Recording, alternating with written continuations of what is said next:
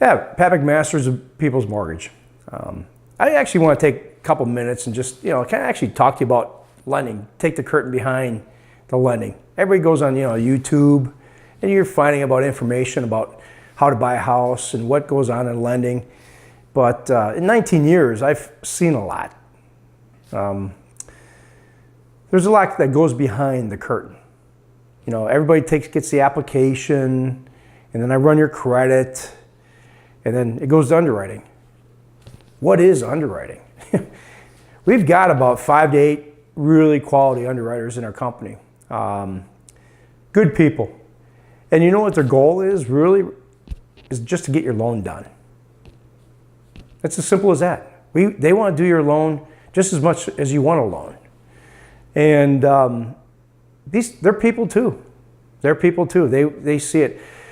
But what people don't understand about underwriting is that they're responsible to several parties.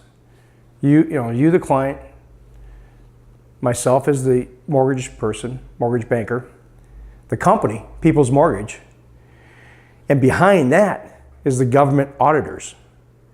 Those auditors are the ones where that's why they end up asking for the tiniest, minute stuff that we're actually looking for.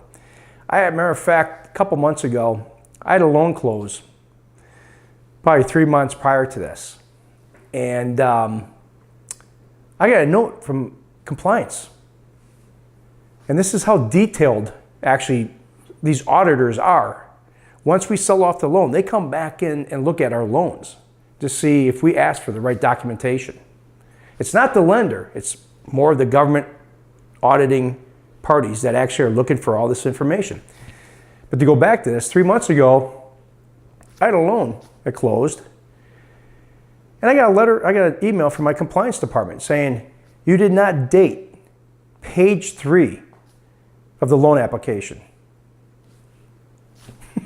3 months later, it was an auditor going through the file. That's how detailed they will look at a file.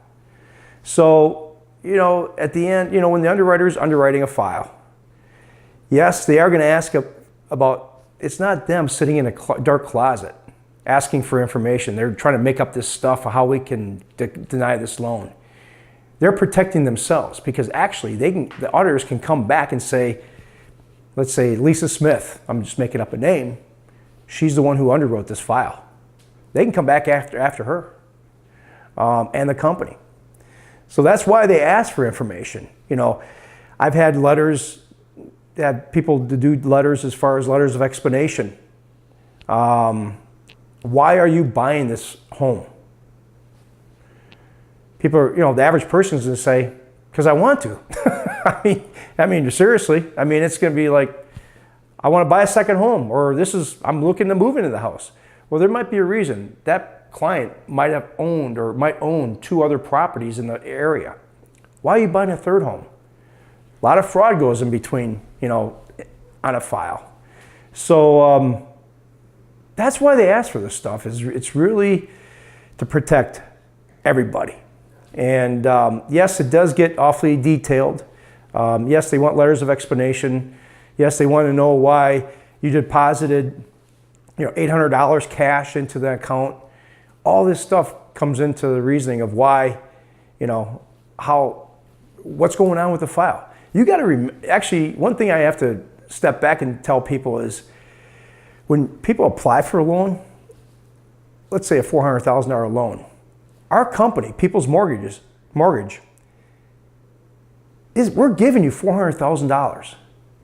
I often ask people when they start, questioning why I'm asking for this or asking for that, you can walk away from this loan. And yes, it's going to affect your credit, but whose $400,000 was that? That was ours that we gave you. So, and you got to step back one step further. We didn't know you from 3 weeks ago. The company did. So that underwriter is looking at your file for 2.5, 3 hours, let's say, and underwriting it. I've got to explain basically from your financial situation for the last 2 or 3 years maybe. I got to build a picture, a story. what happened? Here's a credit. Here's why they're buying a house. Here's how they got the money. That all goes into it. So there's a lot that goes on with underwriting. Very detailed.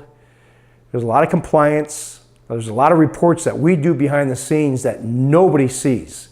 Fertila, RESPA, all these government agencies, FHA, conventional, they've got, I'll give you an example on the conventional guidelines. The handbook is approximately 400 pages plus. I mean, if you think about it, there could be one line in that conventional guideline that might throw your loan off. So there's a lot that goes behind the scenes. We just don't throw it into underwriting. And I've had realtors call me, and I said it's going into underwriting tonight, at 4:30. And obviously underwriters work till 6:30. Well, guess what? Realtors are calling me at 8 o'clock in the morning and say, did we get a decision? I said, give it some time. Give it some time. Underwriters, they work hard. But so there, like I said, there is a lot that goes behind the scenes.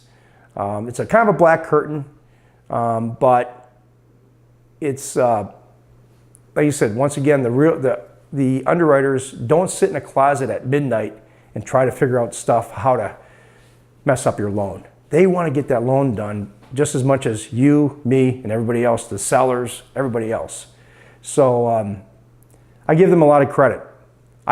One thing that I've been able to do with our company, I get on the phone directly to the underwriter and say, hey, what's going on? How can we get this? What do you need to see to get this loan approved? Is there some alternative documentation that I can provide as far as, rental? There's numerous things you can talk to an underwriter and say, hey, if you provide me this, I think we can get around it. But they just want coverage. They just want some documentation that has their back when an auditor comes and says, why did you approve this loan? So hopefully that helps.